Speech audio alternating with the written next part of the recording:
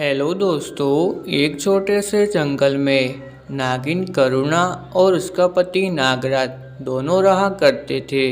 दोनों को ही नागलोक में रहना इतना अच्छा नहीं लगता था, इसलिए दोनों के दोनों धरती पर रहा करते थे।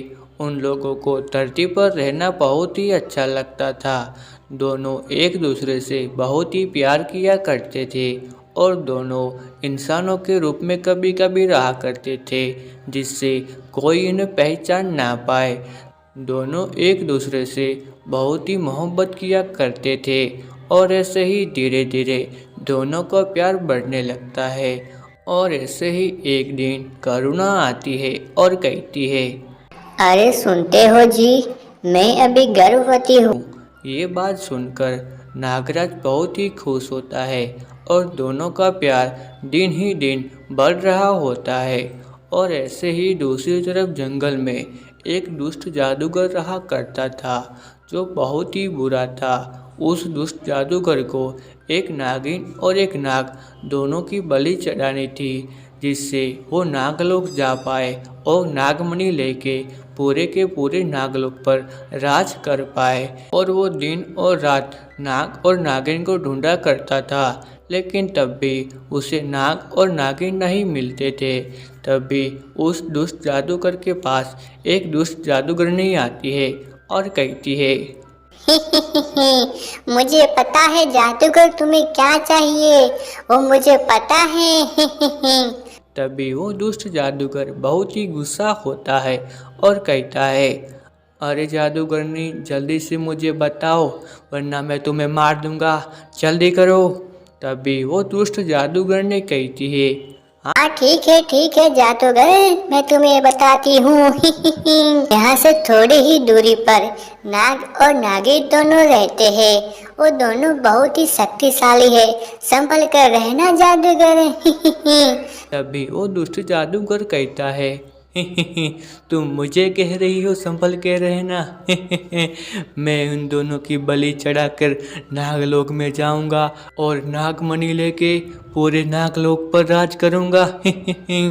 और ऐसा कह के वो जादूगर नाग और नागिन के पास आने वाला होता है। तभी नागराज अपनी शक्तियों से देख लेते हैं कि वो दुष्ट जादूगर नाग और नागिन दोनों को मारने के लिए आ रहा है। तभी नागराज करुणा से कहते हैं, अरे ओ मेरी प्यारी करुणा नागिन, मैं तुमसे बहुत ही प्यार करता हूँ और हमारे बच्चों को भी कहना कि उसके पिताजी उन दोनों को बहुत ही प्यार किया करते थे। तभी करुणा कहती है, अरे नागराज, आप ये कैसी बातें कर रहे हैं और अभी आप ऐसी बातें क्यों कर रहे हैं? तभी नागराज कहते हैं, अरे मेरी प्यारी नागिन, हमें मारने के लिए एक दुष्ट जादूगर आ रहा है जो बहुत ही शक्तिशाली है। अगर हम दोनों को एक साथ पकड़ लिया तो हम दोनों की बलि चढ़ा देगा और जिससे वो नागलोक में जाके नागमणि लेके पूरे नागलोक पर राज करना चाहता है। ऐसा मैं नहीं होने दे सकता, इसलिए तुम यहाँ से चली जाओ।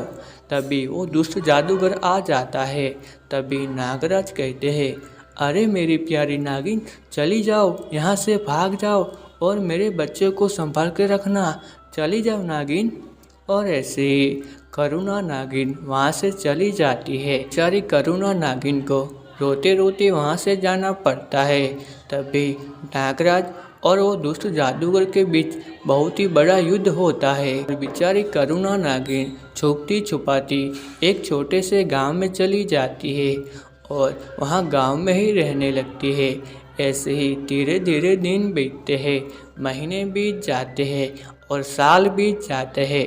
करुणा नागिन एक बेटा और बेटी को जन्म देती है।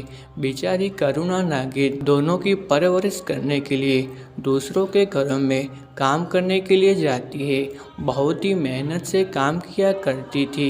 हेलो दोस्तों, अब करुणा नागिन का क्या होगा?